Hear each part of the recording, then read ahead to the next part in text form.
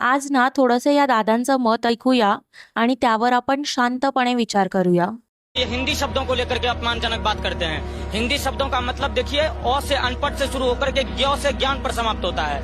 और अगर आज कोई हिंदी का विरोध कर रहा है तो उनको डॉक्टर राजेंद्र प्रसाद जी के उन चीजों को भी पढ़ना पड़ेगा जो उन्होंने कहा था कि हिंदी हमारे देश की सिर्फ भाषा नहीं, हमारी विरासत है। अगर आप ये बताइए कि अब क्या हमें, पहले हम कहते थे कि हिंदी है हम हिंदुस्तान हमारा, अब हमें क्या ये कहना पड़ेगा कि कन्नड़ है हम कर्नाटका हमारा, तमिल है हम तमिलनाडु हमारा, गुजराती है हम गुजरात हमारा, पंजाबी है हम पंजाब हमारा, और भोजपुरी हम बिहार हमारा, और अवधी है हम उत्तर प्रदेश हमारा।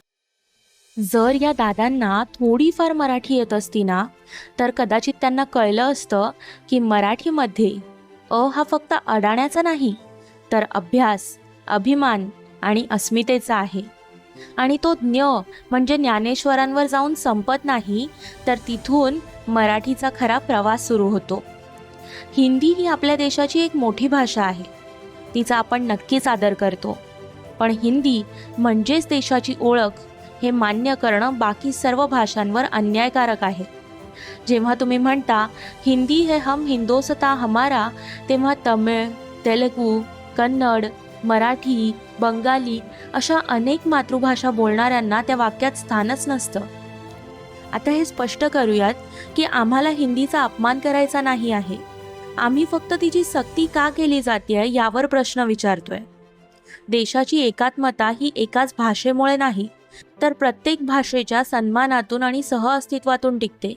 मग मराठी मुलांवर हिंदी लादणं आणि हिंदी पट्ट्यांमध्ये इतर भाषांकडे दुर्लक्ष हा दुहेरी न्याय योग्य आहे का? भाषा म्हणजे फक्त संवादाचं माध्यम नाही, ती संस्कृती, अस्मिता आणि ओळख आहे। चला आपण सगळे एकमेकांच्या भाषेला आणि अस्तित्वाला मान देऊयात। एक भारत अनेक भाषा हीच खरी ताकद।